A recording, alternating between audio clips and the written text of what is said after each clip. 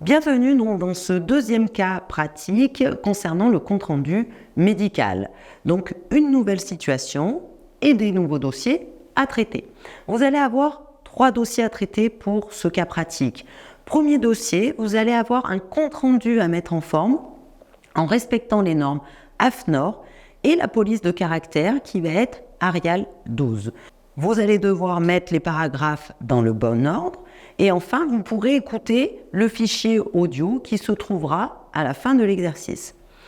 Deuxième dossier à faire, vous allez devoir faire une argumentation patient qui se présente aux urgences.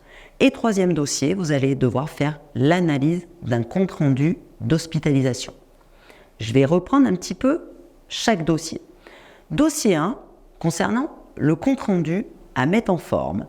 Donc, vous êtes dans une situation de secrétariat médical, l'interne du service a écrit un petit peu en vrac le compte-rendu de Monsieur X et il vous demande de bien vouloir procéder à la mise en forme et également de corriger les fautes. Vous allez enregistrer ce compte-rendu dans un document Word intitulé Patient X, hospitalisation du 1er au 12 janvier. Donc, je vous laisse prendre connaissance de ce compte-rendu, de l'exporter dans un dossier Word et de le remettre en page correctement. Et vous verrez ensuite la correction. Ensuite, pour le dossier 2, qui concerne l'arrivée aux urgences de Monsieur Bastien. Donc, je vous laisse prendre connaissance du contexte. Donc, ce monsieur se présente aux urgences. Je vous laisse regarder un petit peu ce qui se passe. Et vous allez devoir répondre aux questions suivantes. Devant cette situation, le chirurgien peut-il opérer Monsieur Bastien? Je vous laisse réfléchir, penser à argumenter votre réponse. Question 2. Le chirurgien aura reçu Monsieur Bastien pour lui expliquer que la chirurgie est inévitable. Quelle alternative peut-on lui proposer pour respecter ses volontés? Et quel travail de secrétariat cela va-t-il engendrer?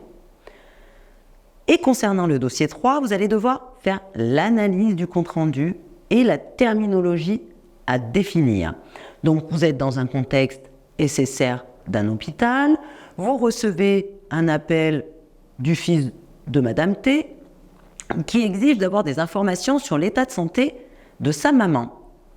Dans le dossier de cette patiente se trouve le compte-rendu d'hospitalisation dont vous en trouverez le début et la conclusion ci-dessous. Compte tenu de l'état de santé de cette dame, le médecin pourra-t-il répondre aux exigences de son fils qui souhaite que sa mère rentre à domicile? Quel regard critique argumenté portez-vous sous la forme et le fond de cet extrait de compte-rendu d'hospitalisation? Et enfin, vous définirez les mots et les abréviations soulignés dans le texte et vous nommerez 2 termes désignant des déminéralisations osseuses. C'est à vous de travailler. Vous avez un petit peu de travail, bon courage à vous et on se retrouve pour la correction.